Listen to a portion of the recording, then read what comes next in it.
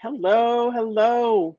Hi, everyone. Let's see, on my YouTube channel, Dr. Nicole Bramwell.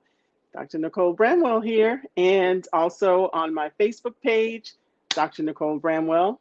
And on Central Florida Institute of Weight Management, which is my business, helping people be healthy with healthy weights and healthy lives. All right, mind, body, and spirit. So I have a special, this is kind of a pop-up that we're going to do. I have a special guest that I'm going to bring up. I've actually known him since like I was very young. Growing up, we actually grew up in the same town. And so we are doing something very, very powerful together. He has invited me to share in the journey and the things that he is doing.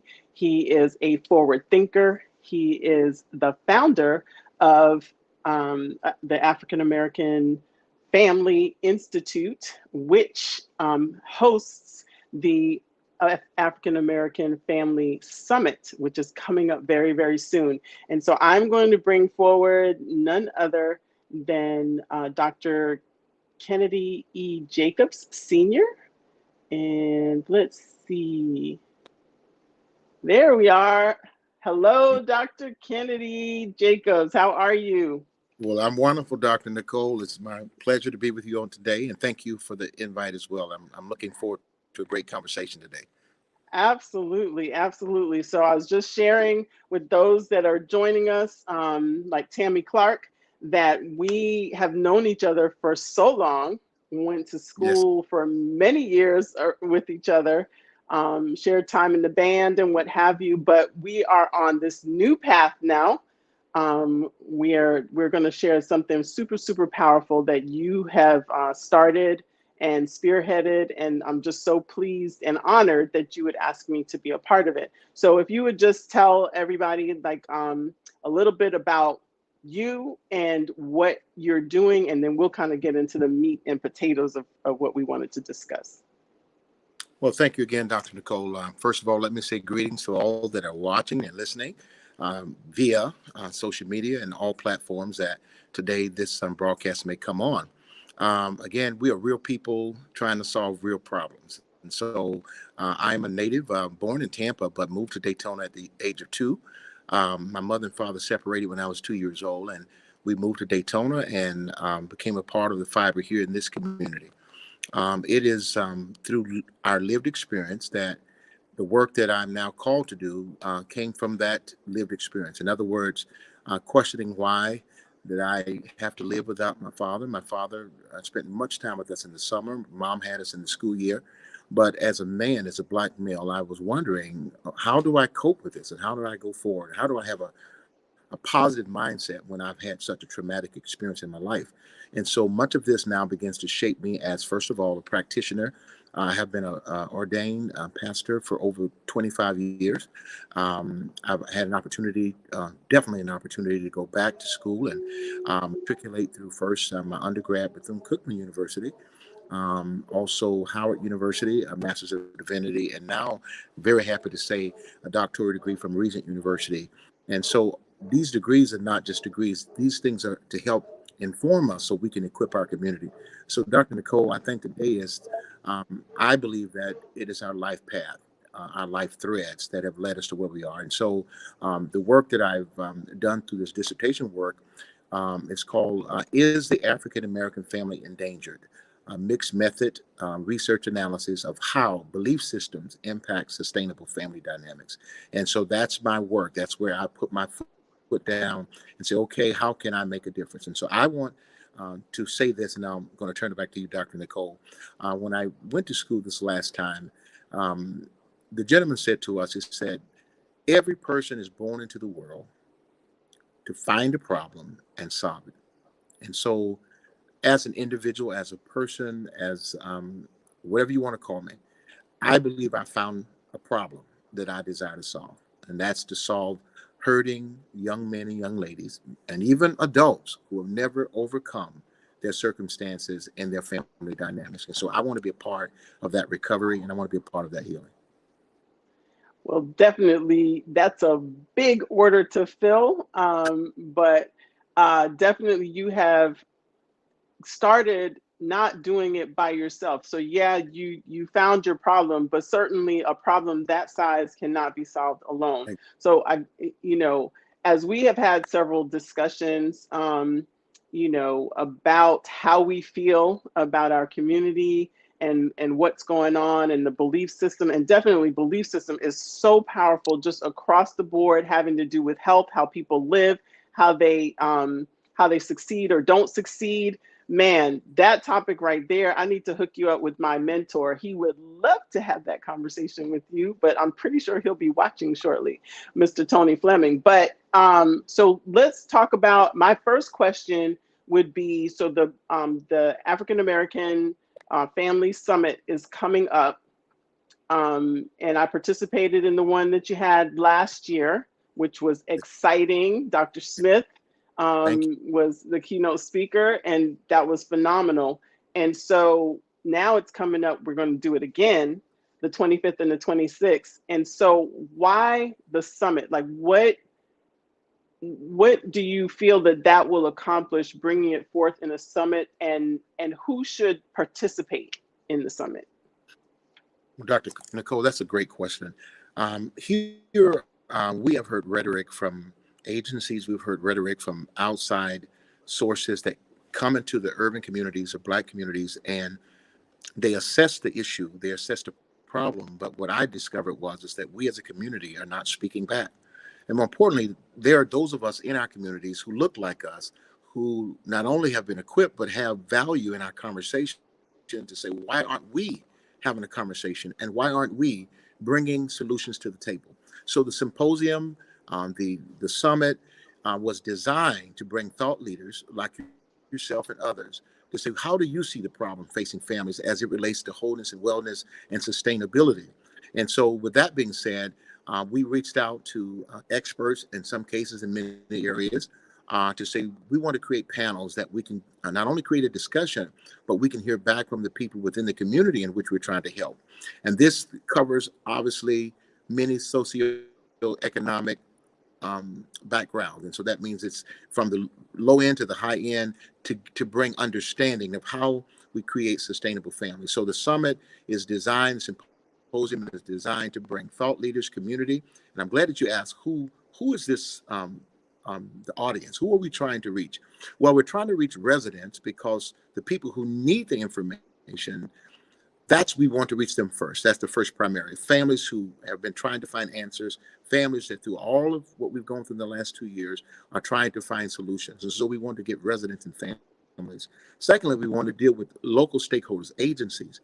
Do you know there are agencies, Dr. Nicole, and I'm talking to the choir now, that there are programs, there are perhaps resources, but never reach the people that need it, right? Right. And so we're trying to say to the agencies, to teach and educate cultural competence. There's a reason why we may not come to you. There's a reason why we don't trust certain circumstances and environments. And so Yes. they need to be at the table because we need those services and resources to reach the people they were intended for. And then lastly, we want to take now what we call local government. We want to take youth. One of the things that I realize is that we never add youth into the conversation. And so what Mm, happens is that we then come together professionals and we have our conversation. We say, oh, this needs to yeah. happen. But we Yeah. never add that generation or those young people with innovative thoughts, innovative thinking, more importantly, who are looking for solutions themselves. They can't go ask mom. They want to ask my mom, what's going on here? But obviously, that's not sometimes a good welcoming experience. So I want to say that this symposium is designed to try to reach all persons who are concerned about strengthening families. I call it sustainability, that we're able to not only live within family, but that we thrive within family. And so that's the objective that I would like to communicate. Ooh. So now that hits on something, right? So a lot of times, especially in our community, people that look like us have spent so much time surviving that the thriving doesn't come, and we don't know how to do it. We don't know where to get the help to do it. And so you talked about a disconnect that I think is very, very common, where others have figured out that there is a problem and they figured out how to get the dollars someplace, but they didn't get the dollars and the resources to the people that actually need it. And so, yes, we need that conversation from the community. What are they feeling? And you've been a pastor, so I'm about to preach to the choir now. That Jesus went and found people where they were and filled their need first, and Yes. then Yeah. we can have the conversation to try and fix some things, right? But you got to help me. You got to help me first. And so I think that That's step has been that's the skipped great motto. often. Yep. So I agree. I think that when I you would mentioned, I'm gonna I'll be I'll be right back. Keep going. okay, go right ahead. Hmm. Well, what I was about to say to you is just that that's the model that you gave of all of us ensuring that we are those active agents that perhaps in our religious community that God can use. We want God to be able to use our hands, our minds, our resources, because the only way transformation can truly happen, it happens through people. And so that's why those of us who are now a part of this dialogue, more importantly, what I call we're down on the ground. We're on ground level, and I'm not speaking from a White House somewhere. I'm not speaking from this plush. I'm at the ground where I'm in those communities, knocking on doors, talking to those children and parents and moms. I saw a lady today that I've known for many, many years, lived in one of the housing communities that when I was a child, I remembered her.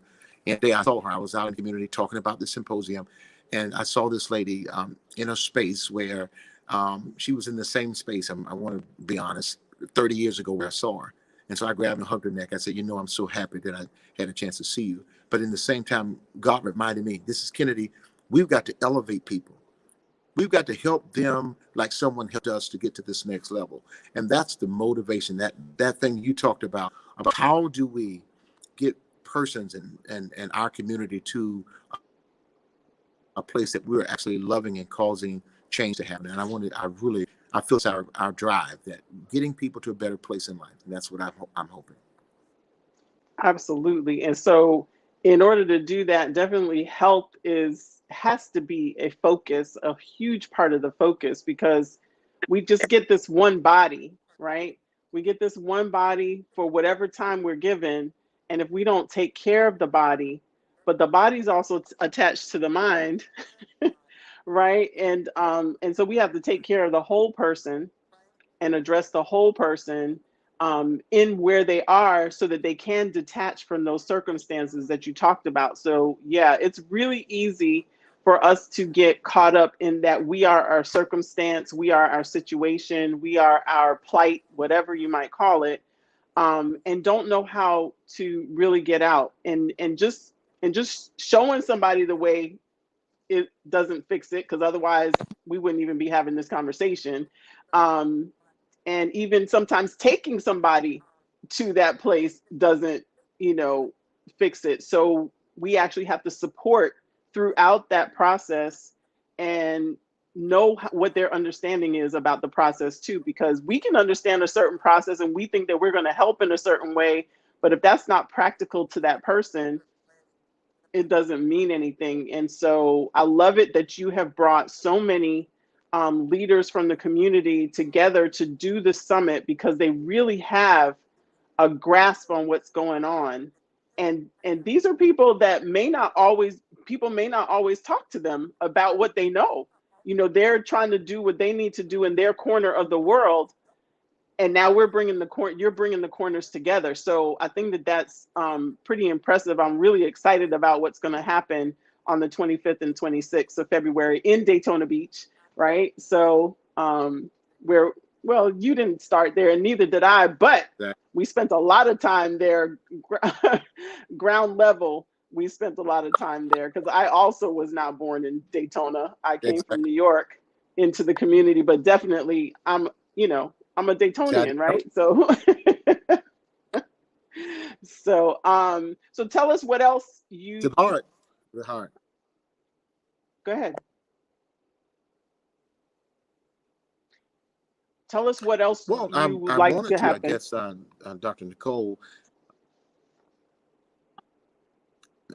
what I was about to share was what we are in the symposium. For those of you who are not aware, again, I want to first of all, that's February the 25th and 26th. The summit begins both days, a Friday and a Saturday. It's 9 a.m. in the morning. It goes to 2:30 in the afternoon. We have a break.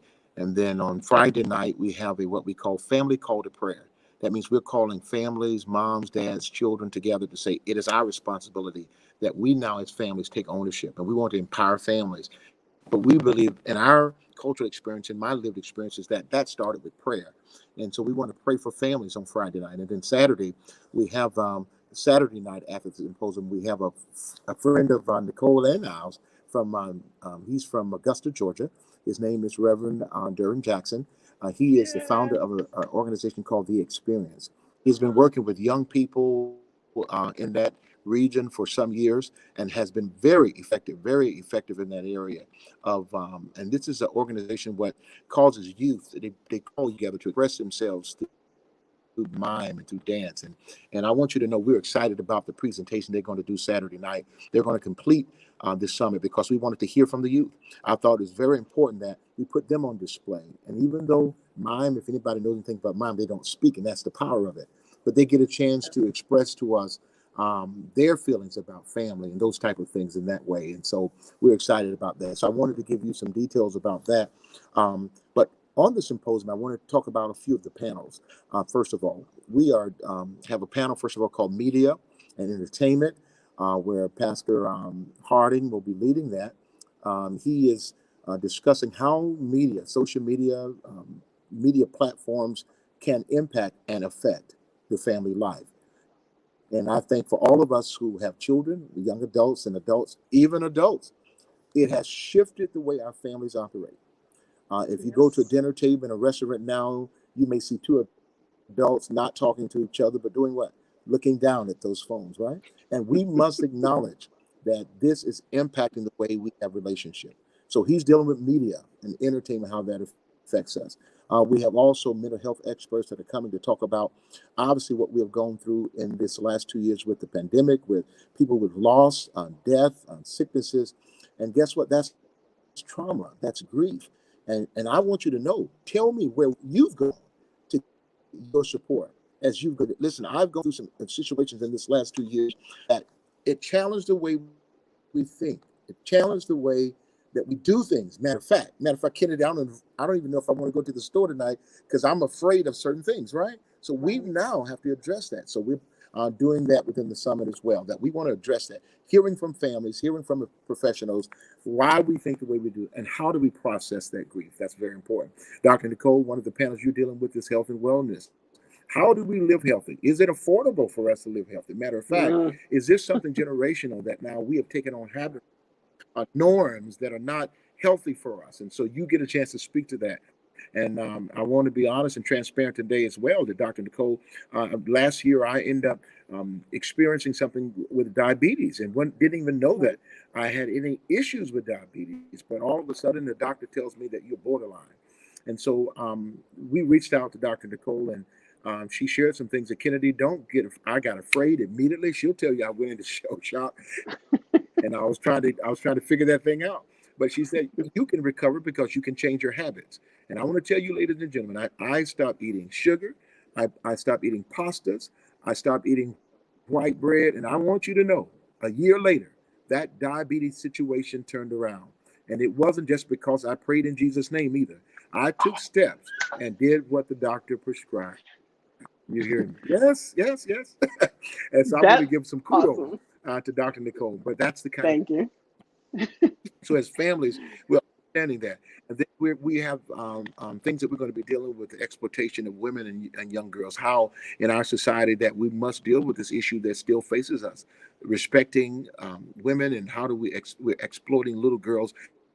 And these things have to be talked about within the context of our lived experience. And so there are many other panels that are there, but I believe that this is going to be life changing. Dr. Nicole, I'm going to share this with you. I had a colleague I've known for many years, um, elderly adult person, and I called them about the summit and symposium to tell them about it. And they said, Mr. Jacobs, let me tell you my life story, my lived experience. When she finished telling me her life story, I was so moved and shocked that we all have these family dynamics, every one of us. But the problem is that we have to find the processes. We have to find the ways that we process it. Listen, we can't change the past. So I want those of you that are listening. This is Right. not to bring up old things and to put old wounds. That's not what it's about. But what I'm learning in the work that I do is that this is about processing grief, processing trauma, because no matter how adult you think you are, I'm writing a book, matter of fact, and I pray that I can release it next year, called Killing the Little Boy's Spirit Before the Little Boy's Spirit Kills You. That everything in our lives are shaped by our lived experience. And no matter how adult we become, if we do not deal with the little girl and the little boy inside, you can be 50, 60, 70 years old. And guess what? That little boy, little girl will try to come alive again. Absolutely. So, Dr. Absolutely. Nicole, I And want that, you to, um, yeah, I know we have a little bit of delay, but yeah, that is definitely important to me, definitely at my heart. Even though I'm doing something, because I've grown and I'm doing some different things, my heart is still with the children. And so, being trained as a pediatrician, definitely we have to start there. And just as well as I do, to grow anything, to change, we must do it with the young folks in order for it to move forward, because we're like on the second half of our life, right? And they're on the first part, and we need I'm hoping them. we're going to say, It's not right. over. It's not over until it's over, but you know what I mean. We have to make sure that the I know what mantle you is in their hands as well, so that they can continue the work. Because definitely this didn't happen overnight. This has been many, many years of whatever we have gone right. through. And although, yeah, we don't want to rehash those things, we have to know the history of it so that we can actually change the future, right? We have to know what errors were made, what hurts are there, so that we can help people through that. And then, the young folks pick up. They've been programmed, even if they didn't experience the same things that we did. They have been programmed by what we have said over the years, what they have heard others in their community say, and that decides for them, until they're aware that that's what happened, how successful they'll be, whether or not they will take care of themselves, or whether they think that that's any of their responsibility to take care of their health. Or is it just the doctor? I go to the doctor so that the doctor can fix everything, or I look to the government so that the government can fix everything, or I drop it on the pastor and let the pastor pray over me and make sure that everything's taken care of. Exactly. But you spoke something that many pastors do not speak, and you spoke that we have to do the work. My mentor is probably doing 50 amens somewhere, because he talks about that all the time, that although we're believers Right. and we should pray, but you got to do the work. You still have to put your hands in it. You got to get dirty and do the work. And so I love that is part of your platform of where we're headed with this summit. So again, I'm super excited about it. And we have some folks on here. Miss Lavonda Johnson is actually a certified counselor with the VA. And so she has experienced like a lot of what you're talking about. People have experienced trauma. She's counseling people through that, not just what they experience in the military, but again, the pandemic and all the loss that we have seen outside of the Right. military. And so this is a huge topic. It's going to be a huge deal, and I love the people that you have on the panels. It's going to be pretty exciting what's going to unfold, and I'm super excited about Pastor Derwin Jackson being there with his mime youth, because he's been working that craft since he was young, and to see it come to the experience that he is That, sharing that, around the world is like, it's tremendous. So I'm totally stoked about that, as some of them would say stoked. I don't usually use that word, but that's what comes to mind right now about seeing that all come out during the summit. Dr. Nicole, that's one thing too that I wanted to share with some of those that are listening. I found out that cultural competence is a big part of our processing the things that we do within our community. And what I mean by that, in the research that I did in the last 6 years, I was trying to find consistent consensus among our community about how we felt about certain things. And then I discovered that because we look alike doesn't mean we think alike. And more No. importantly, the lens in which you view life is how you're going to shape your thinking. And so, one example of that is that I asked many professionals, what we call blue collar, white collar, low income persons. I said, well, what are we? Are we Black, African American? Are we Negro? Are we colored? What are we?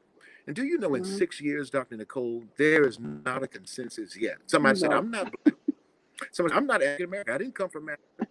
And when I say to you, it shocked me because now I understood the Yeah. dilemma of our youth. We're Right. trying to tell them and guide them when we have not determined ourselves. How do we articulate who we are? How do we articulate what our cultural influences are? What is it that we own as a culture? And my last Mhm. example of that, I was at Howard University, and we had a discussion and a dialogue in class one day, and they were telling how was live life in the South. So I told them, as a child, I was born in the early 60s, so I had a chance to experience integration from segregation. And Dr. Nicole, I don't know if you experienced this or not, but in middle school, they had to escort our buses from middle school because the last day of school, the community would come. We were almost being stabbed. People wanted to shoot us. They had to take sheriff cars to escort our buses back to Daytona from Hollywood. But watch this. All Wow. of those years, I did not know that I suppressed that experience. And so now I'm in Howard University in a class, of course, having dialogue, and that thing popped back up. And then Yes. this is what shocked me. The blacks who were raised in Washington, D.C. and New York, they looked at me like I was a ghost. They said, what are you talking about? We've never experienced that. I said, Hmm. what? And so now I'm now maturing because I realize every one of us have a different lens in which we view life. Oh my, I could preach that. And that Hmm. lens determines the way we develop our thinking, how we behave, and all of the above. And so this symposium, this summit, Dr. Nicole, and for those of you that are listening, we are discovering self. I'm telling you what I know. Some history we say is lost, but why won't we regain our history? It's the now. That's what I'm trying to encourage people. We can talk about history real, we can display it real well. I asked the question, what are we doing today? And I want to be a part of today's knowledge and Yeah. understanding of who I am and what those cultural identifiers are so we know how to, watch this, cope in a global society. We're hearing it in the education academia. We're hearing it among scholars. They're talking about a global mindset and living in a global society. How can you do that when you don't even know your own Right. identity? And so Right. identity crisis is, I think, what we have in our community. For sure, for sure. And it's something.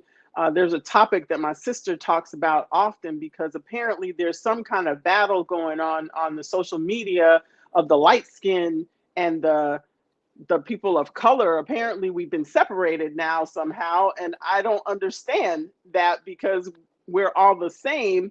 And so people are, I think that's a way of people trying to create an identity in a negative way. They're lifting themselves up by speaking poorly about the other half of us. And so I think that that's really crazy, to because we, even though we don't experience everything the same way and we don't look through the same lens, we are still part of the same culture. And it's very strange to me that now we're Yes, saying, oh, well, you're light skinned, so you had it easy or whatever. And I don't know how anybody could look at any slavery time of being easy, because everybody had whatever hardship they dealt with whether they were in the house or out in the field. There were negatives that happened, that just hardship. the fact that all of them were owned is a problem, right? So so it's kind of interesting, but it's the younger people that are talking about that haven't experienced that, and so I find that kind of strange. They're far removed from, or not as far removed as we think though, but far removed from relatives that may have been slaves, that they don't necessarily know that part of the history, but yet they're having this battle, and I don't get that. So we definitely need to find out what our identity is, create that, and realize that we're together. Even if we're different, we're same. And that goes for our culture as well as all other Right. cultures too. We have a lot of similarities, that we just ignore. because we're so busy doing battle, you know. So, I'm looking forward to this for sure. Lots of discussion. Exactly, exactly. That I want to talk about that word dynamic a moment. The African American Family Institute focuses a heavy amount of its focus on dynamics. In other words, how something is structured, how it's functioning, and those type of things. And so, what I found out about dynamics cross cultural barriers. It crosses every culture, it crosses every nationality because every family has a dynamic. I was speaking just today to someone, and I did not know this person's family dynamics. And so the person says to me, um, she had been married 70 years. Her husband recently passed away within the last year. So today she says, Kennedy, my spouse had a problem with one of my sons. And when my son was 18 years old, he left our house. I said, she said, I never knew what happened. She said, he just seemed like he just did not like that son. I said, so he left your house at 18? She said, yes.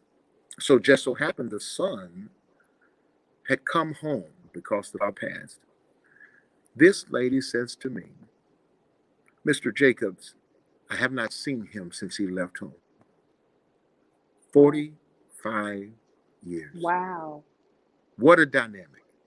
As a mom, as a wife, that have not seen, not one time did she see his face in 45 Wow. years. And he had never seen her since he walked out of the house.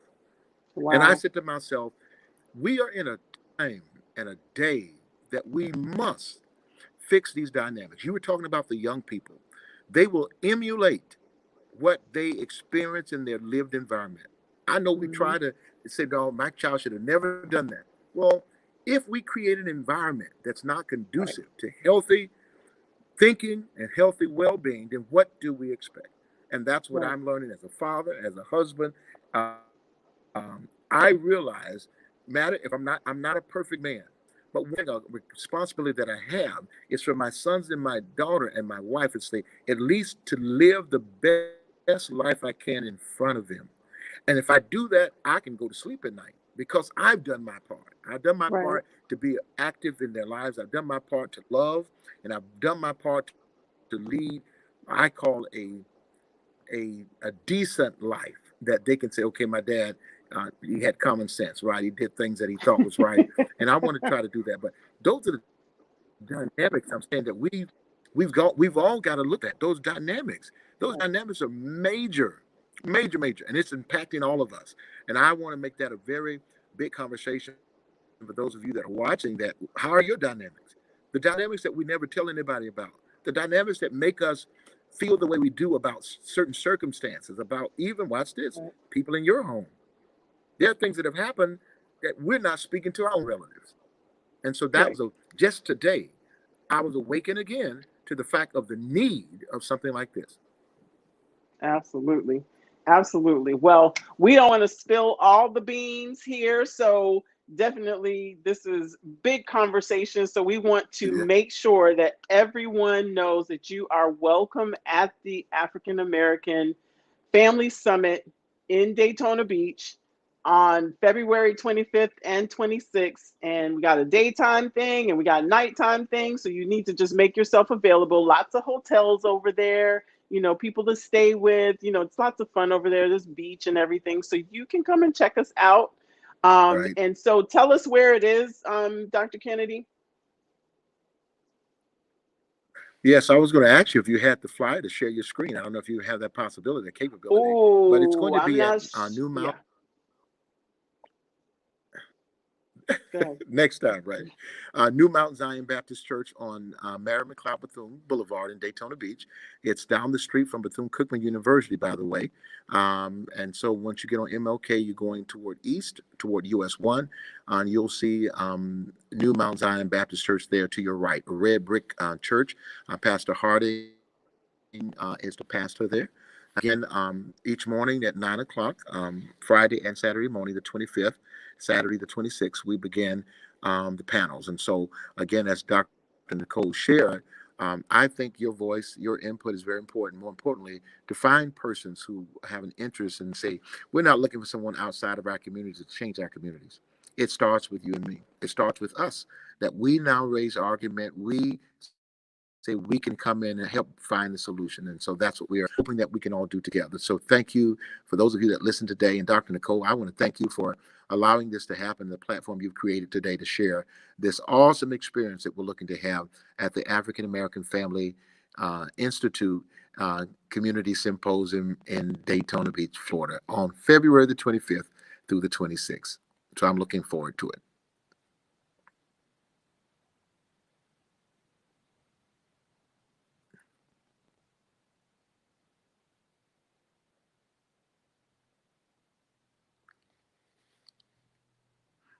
I was waiting for Dr. Nicole to come back in. I think she may have some technical difficulty. Um, and so we're going to definitely, you can look at the website too. We have a website that we're building foundation for. It's called the African American Family Institute. .org. If you want to go to that website and know a little bit more about the Institute, you're welcome to do that. And there's also a Facebook page too, the African American Family Institute Facebook page. And so look up both of those media platforms, and hopefully you can find more information there. If you know persons that are interested, moms, dads, young adults, or people that have a strong interest for family and strengthening their family, we would love for you to help direct them to this symposium. I think it's going to be a great opportunity for us all.